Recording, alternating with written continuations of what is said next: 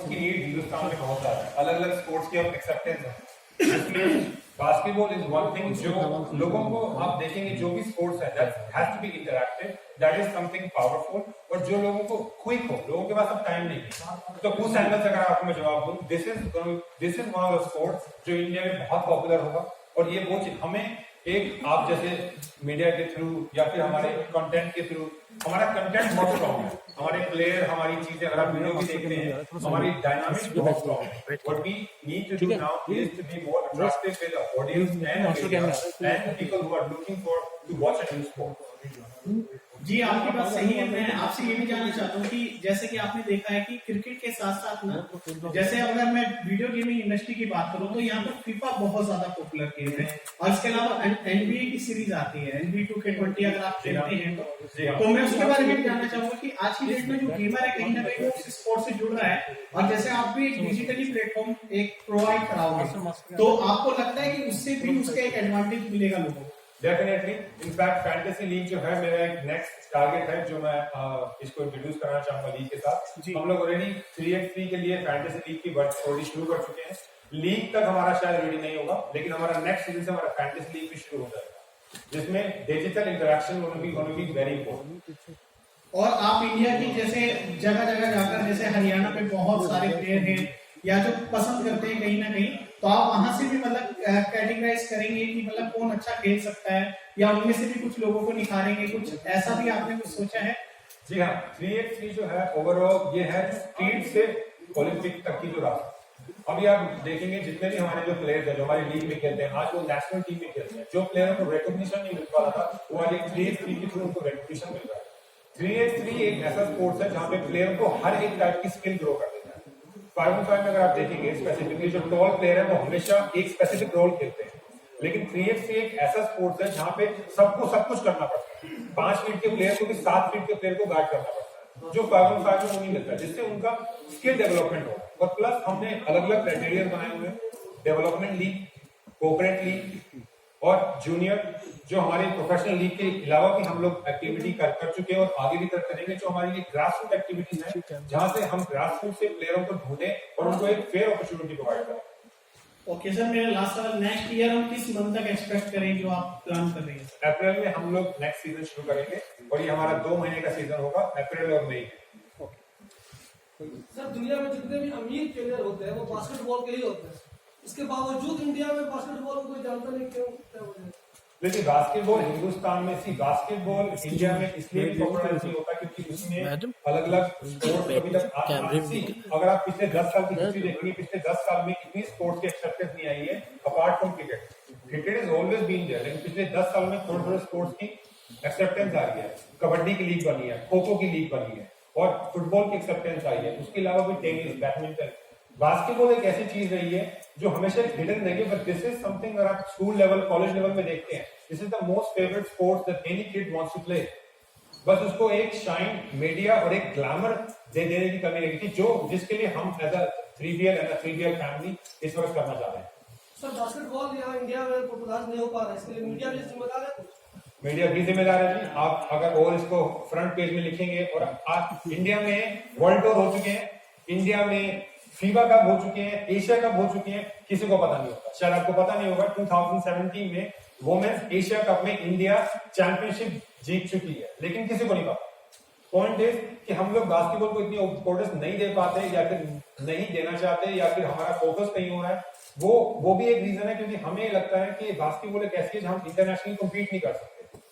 Sports वही famous होता है जो इंटरनेशनली कोई रिकॉग्निशन लेकर आ सके, चाहे वो स्पोर्ट्स मिनिस्ट्री हो या मीडिया हो। जब तक वो जीतता है तब तक तो उसमें कोई देखता नहीं। लेकिन अगर आप जानना चाहें तो बास्केटबॉल के लिए जो इंडियन टैलेंट है वो ऐसा है कि हमारे पास हाइट भी है, एथलेटिज्म भी है, शूटर्स भी हैं, और यहाँ पे इतना टैलेंट भरा हुआ है कि आप सोच भी नहीं सकते। हिंदुस्तान में टोटल 10 लाख बास्केटबॉल प्लेयर्स हैं जो इस वक्त करंटली खेल रहे हैं, state level, national level, international level, school level, college level. उनको एक प्लेटफॉर्म देने की जरूरत थी, और वो that is something that we are doing. 2 साल हो गए हैं, अभी भी आप शायद मेरा नाम भी जानते होंगे, लेकिन मैं चाहूंगा कि हम इसको स्लोली, और इसमें हमें जो हमने पिछले 2 साल में नहीं कर पाए वो था ग्लैमरस, जो मीडिया तक रीच करना, एक विनिंग सेरेमनी से लेके ओपनिंग तक, this is something that which always been lacking from us. तो हमें, मैं खाली आपको नहीं बोलूंगा, हमारी एंड से भी है. This is something that we have to work hard, क्योंकि हिंदुस्तान जैसी जगह में यहाँ पे इतनी बड़ी मीडिया और इतनी बड़ी लोकेशन होने के बाद भी हम लोग बहुत जगहों पे अपना नाम नहीं पहुंचा पाए. हम इस वक्त इंडिया में टोटल 10 सिटीज में अपना इवेंट कर चुके हैं. हम एजोल तक जाके इवेंट कर चुके हैं, चेन्नई में कर चुके हैं, बैंगलोर में कर चुके हैं, मुंबई में कर चुके हैं, लुधियाना में कर चुके हैं, जलंधर में कर चुके हैं, दिल्ली में कर चुके हैं, गुड़गांव में कर चुके हैं. इनफैक्ट हमारा पहला इवेंट गुड़गांव में था, लेकिन शायद आपने सुना नहीं.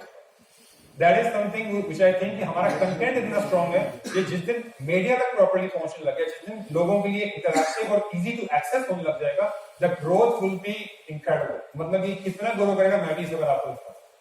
सर, फेडरेशन बास्केटबॉल एसोसिएशन के भी कई सरकार ने ज्यादा सभी फेडरेशन अपने बंदी से लगा दी गई है. तो आप अभी किस तरीके देखते हैं कि फेडरेशन को कितना इससे फायदा आगे जो उन्होंने नई पॉलिसी बनाई इससे होगा? देखिए, जो भी पॉलिसी जो गवर्नमेंट ने बनाई है, हम गवर्नमेंट काम में ज्यादा दखलंदाजी नहीं करते, क्योंकि उनका काम है नेशनल टीम को ग्रो करना. हमारा काम क्या है कि नेशनल टीम के प्लेयरों को प्लेटफॉर्म देना, इंटरनेशनल एक्सपोजर देना. आज इस वक्त जो नई टीम 5-on-5 की इस बार नेशनल टीम में जा रही है, उसमें से 90% प्लेयर 3x3 3BL के, और उसमें से 12 प्लेयर में से 4 प्लेयर ऐसे हैं जो पिछले साल तक उनको कोई जानता नहीं था. ओनली बिकॉज ऑफ 3BL उनको रिकॉग्निशन मिल रही है, और जब वो कैंप में जाते हैं तो वो परफॉर्म कर पाते हैं. ये फेडरेशन भी देख रही है. They are understanding the value and importance of 3x3. Professional game है बास्केटबॉल, लेकिन अभी आप कह रहे हैं कि स्कूल लेवल से और स्पोर्ट्स यूनिवर्सिटी लेवल से भी हम जितने भी खिलाड़ी उनको भी लेंगे, तो वो आप तक किस तरीके से पहुंच पाएंगे? क्योंकि ये तो एक प्रोफेशनल गेम है, आप खुद बता रहे हैं इस तरीके से, तो लेकिन वो जो है लो क्लास से उठेगा, वो नया खिलाड़ी अच्छा होगा, तो उसको आप किस तरीके से लेंगे? उसका एक पहचान मिले, उसको एक जगह मिले, प्लेटफॉर्म मिले आपके फेडरेशन. देखिए, सबसे बड़ी बात क्या है कि इस वक्त हर एक स्टेट में स्टेट चैंपियनशिप होता है, हर साल एक नेशनल कंडक्ट होता है जो फेडरेशन करता है. उसके अलावा एज अ प्रोफेशनल लीग हम लोग एक कोऑपरेट लीग करवाते हैं, जो कोऑपरेट से भी प्लेयर आते हैं. एक होते हैं डेवलपमेंट, जो हम ओपन क्राइटेरिया में कराते हैं. अगले साल हमने 13 सिटीज में रेडबुल के साथ मिलके एक डेवलपमेंट लीग एक फॉर्मेट लॉन्च करना है, जो हमारे लिए एक फ्री एंट्री होगी हर एक प्लेयर के लिए, और वहां से टैलेंट भी हो जाता है. कोबी ब्रायंट बहुत बड़े खिलाड़ी थे, उनके अचानक कोबी ब्रायंट, हाँ जी, उनके अचानक मौत से हाँ जी, कितना लगता है कि नुकसान हुआ है इसके गेम को? ऐसा देखिए, कॉबी जो है वो एक तरफ से वो रिटायर हो चुके थे, तो I would say basketball industry को, जैसे इंक्लूडिंग मी, मैं भी उनका बहुत बड़ा फैन था. कोबी की डेथ हमारे लिए was a very big shock. मतलब I can't express my gratitude and I can't express कि हाउ सॉरी आई एम कि मतलब हमने इतने इंपॉर्टेंट लेजेंड को गवा दिया जीते, और वो भी मतलब एक सिली सी एक्सीडेंट की वजह से. तो लेकिन अब से बास्केटबॉल का क्रेज अब से उससे ज्यादा बड़ा है, क्योंकि जो लोग बास्केटबॉल नहीं भी जानते थे, आज वो कोबी के नाम से आज और जानने लगे. मतलब वो जाते जाते भी बास्केटबॉल को इतना फेमस करके चले गए कि मतलब I can't thank him enough. पिछले बार आपने ग्लैमर के लिए पूजा भट्ट को भी जोड़ा था और मनीष को भी जोड़ा था, इस बार क्या नहीं है? देखिए, ग्लैमर के लिए हम लोग डेफिनेटली और लोगों को भी जोड़ेंगे. अगले साल हमारे पास जो अभी आपको मैं नाम डिस्क्लोज नहीं कर पाऊंगा, लेकिन we are definitely going on the same track कि हम लोग ग्लैमर इसके अंदर डालें, सिंगर इसके अंदर जोड़ें, एक्ट्रेसेस इनके अंदर जोड़ें, जिनके ऑलरेडी रीच हो, उनका ऑलरेडी ग्लैमर हो. पूजा भट्ट थी टीम में, अब है वो नहीं है. देखिए, पूजा जी जो है इस वक्त दिल्ली टीम विवेक जी के साथ पार्टनर थे, लेकिन वो इस वक्त हमारे साथ नहीं है. पिछले लास्ट सीजन से वो हमारे साथ उपस्थित नहीं. रोहित, आप जो है, can I take the question? You're the league commissioner for this. Yes. So we saw in your video that there's some women also playing. Yes. But what is the Indian scene for the women, the girls? How you're bringing them, like men versus women? How many women do you have in the teams? हमारे पास 6 teams हैं women's की, and men's team is 12. Okay. So how many you're training them? Where do you train them? Like academy? So, अभी जो players हैं इन technicality, वो लोग state national team के जो प्लेयर्स हैं, हमें फेडरेशन की तरफ से फीमेल प्लेयर्स मिलते हैं. उनकी जो ट्रेनिंग है, नेचुरली जो भी इस वक्त फीमेल प्लेयर जो टॉप लेवल के, वो रेलवेज की तरफ से हैं, और उसके अलावा जो भी हमने ओपन ट्रायल किया, उसके बेस पे हमने उनको रिक्रूट किया. Thank you. मेरा सवाल है खेलोगे कूदोगे होगे खराब और पढ़ोगे लिखोगे ना हो, लेकिन क्रिकेट में आज जो है युवा पे अपना साम्राज्य बनाया हाँ जी, तो आपका जो वॉलीबॉल है बास्केटबॉल जो है बड़ा अच्छा लगता है। आप देखते हैं कि इसमें एक होता है कि लंबे लंबे काफी लोग होते हैं, देखना है कि यहाँ देख रहा हूँ सब होते करके। अरे ऑनर मेरा सवाल है, अभी मीडिया में सवाल उठाया, आपने आरोप आक्षेप किया है कि मीडिया हमें जगह नहीं देता है, लेकिन इसका फ्यूचर क्या है? आपके पास कोई खिलाड़ी जाएगा वो अपने फ्यूचर को लेके चिंतित है ज्यादातर कि हमने एक बार सीरीज ले लिया, हाँ जी, हाँ जी, उसके बाद फ्यूचर में क्या मिलेगा उसको? कॉर्पोरेट सेक्टर से मिलेगा या गवर्नमेंट सेक्टर से मिलेगा? उसके लिए आपने क्या योजना तैयार की है या कोई सिफारिश क्या है या इसको ओके। देखिए, गवर्नमेंट और प्राइवेट थोड़ा सेपरेट रखते हैं। देखिए, जो प्लेयरों की जो रीच है, मैं आपको थोड़ा अपने बारे में बता दूं, मैं भी खुद प्लेयर रह चुका हूँ, मैं प्रोफेशनली खेल चुका हूँ, 16-17 में खुद प्रोफेशनल रह चुका हूँ। मैं आपको एक प्लेयर पॉइंट ऑफ व्यू से बताऊं, जो 3BL जो प्रोवाइड कर रही है प्लेयरों को, वो एक खाली प्लेटफॉर्म नहीं है, उनको एक सैलरी कैप प्रोवाइड कर रही है जो उनको गवर्नमेंट जॉब में या फिर अभी तक के लोकल टूर्नामेंट में नहीं मिल सकता। हमारी रीच है कि पर प्लेयर पर करोड़ सैलरी तक पहुंचे। जैसे आज कबड्डी के प्लेयर्स करोड़ों में एक्सचेंज होते हैं, या फिर वो लोग उनके ऑप्शन होते हैं, एक लेवल ऐसा आएगा जहां पे बास्केटबॉल के प्लेयर भी करोड़ों में एक्सचेंज।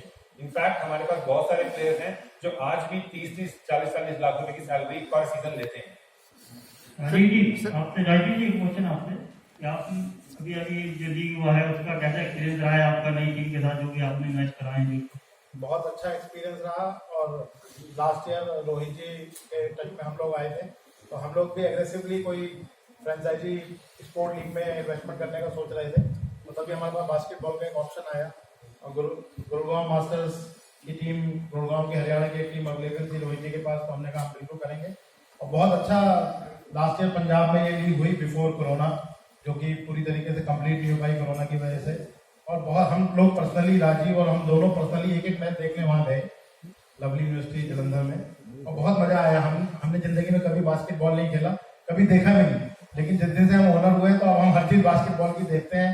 और बहुत लोग इससे मतलब बहुत एनकरेज हो रहे हैं। बहुत सारे हमारे साथ के बिजनेस एसोसिएट भी कह रहे हैं कि टीम बढ़ाओ, तो हमको भी एक टीम दिलाओ, हमको भी टीम दिलाओ। तो हम भी चाहते हैं कि स्पोर्ट्स आगे बढ़े। एक बिजनेस हमारा भाई, शुरू में कोई भी लीग हो तो वो इन्वेस्टमेंट है। अभी हम लोग ने इन्वेस्टमेंट किया, हमको रिटर्न नहीं मिलेगा, हो सकता है 4 साल ना मिले, हो सकता है 5 साल में ना मिले, हो सकता ना मिले, लेकिन कम से कम स्पोर्ट्स को बढ़ावा तो इतना ऐसे CSR एक्टिविटी के तौर पर हमारा ग्रुप कर सकता है, वही हम करने की कोशिश के साथ इसके साथ जुड़े। सभी स्पोर्ट्स में ब्रांड एम्बेसडर को बड़ा हाईलाइट किया जाता है। आपने सोचा कि कोई ब्रांड एम्बेसडर आपका भी होना चाहिए आगे, जो आप अप्रैल में जो आप करेंगे उसमें जी डेफिनेटली मैंने सोचा हुआ है। अगेन मैं आपको भी नाम डिस्क्लोज नहीं कर पाऊंगा, लेकिन हमारा जो अगला प्रेस कॉन्फ्रेंस होगा उसमें डेफिनेटली मैं आपको इंट्रोड्यूस कराऊंगा। कुछ सरकारें लगातार स्पोर्ट्स को बढ़ावा देने का दम बढ़ती हैं, चाहे वो हरियाणा हो, दिल्ली या असलियत क्या है? देखिए सर, स्पोर्ट्स को लेके डेफिनेटली ग्रोथ बढ़ा रहे हैं। ओलंपिक के लिए मेडल लाने के लिए हमारे स्पोर्ट्स मिनिस्टर भी बहुत जोर शोर से काम कर रहे हैं। इनफैक्ट उन्होंने हर एक फेडरेशन को बुला के मीटिंग्स भी की हुई है। इन लोगों ने ग्राउंड लेवल पे अकेडमीज के लिए फंड भी एलोकेट करना शुरू कर दिया है। स्पोर्ट्स के लिए डेफिनेटली अवेयरनेस बढ़ गई है। सिंस 2010 यहाँ पे जो इवेंट हुआ था इंडिया के अंदर, सिंस देन स्पोर्ट्स के लिए जो एक एक्नॉलेजमेंट है और उसको उसकी बढ़ाने की इंपॉर्टेंस जो है वो डेफिनेटली बढ़ती है। खेलो इंडिया से शुरू हुआ था, आज ये लोग फेडरेशन तक पहुंचे हैं और ये कोशिश ये कर रहे हैं कि हर एक सिटी के अंदर हर एक स्पोर्ट्स का अकेडमी हो। और अगर आप थोड़ा और डिटेल में जानना चाहिए तो स्पोर्ट्स मिनिस्टर ने पिछले साल ये लॉन्च कर दिया कि हर एक स्टेट में 1 स्टेट 1 स्पोर्ट, हर एक स्पोर्ट 29 स्टेट्स है, एक स्पोर्ट्स को बढ़ाओ और उसी पे फोकस करो। बजट चाहिए, सैंक्शन कराओ और उसके अंदर वहां पे अकेडमीज बनाओ, ट्रेनिंग सेंटर बनाओ, रिकवरी सेंटर बनाओ और वहां पे प्रोफेशनल्स लेके आओ। अगर इंडिया में कोचेज नहीं है तो बाहर से लेकर आओ, वो स्पोर्ट्स के जो स्पेशलिस्ट है उनको बुलाओ, अवेयरनेस क्रिएट करो कि सप्लीमेंट कितनी जरूरी है, डाइट कितनी जरूरी है, ट्रेनिंग कितनी जरूरी है। बास्केटबॉल कंक्रीट पे ही वुड फ्लोर पे खेला जाता है, लेकिन हिंदुस्तान में अगर आप वुडन फ्लोर देखेंगे तो 10 नहीं, और उसमें से ज्यादा कमर्शियल है, स्कूल में मिल जाते हैं, कॉलेज में होंगे, लेकिन अगर उसके बाद अगर कोई प्लेयर खेलना चाहे he has to play on concrete, जिससे क्या होता है प्लेयर अच्छा होता है। लेकिन जब एक 7 फुट का 120 किलो 110 किलो का प्लेयर 40 इंच की जंप के बाद जब नीचे कंक्रीट पे आता है तो उसके घुटनों पे असर पड़ता है, उसके एंकल्स पे असर पड़ता है। जिससे क्या होता है उनका करियर बहुत जल्दी खत्म होता है। इस चीज पे भी गवर्नमेंट ध्यान दे रही है कि मतलब फैसिलिटी इंफ्रास्ट्रक्चर बहुत जरूरी है। और कोई भी कंट्री आप देखेंगे चाहे वो चाइना हो या यूएस हो, उनका स्पोर्ट्स तब ग्रो करता है जब उनका इंफ्रास्ट्रक्चर ग्रो करता है। तो that is something government is also looking at. Yes, I will not से कि मतलब बहुत फास्ट ट्रैक पे चल रहा है, लेकिन विजन हमारे स्पोर्ट्स मिनिस्टर का बहुत सही है और उन्होंने एक एक फेडरेशन के एक एक इंपॉर्टेंट लोगों को बुला के मीटिंग्स भी की हुई है, व्हिच आई रियली अप्रिशिएट। केंद्र ध्यान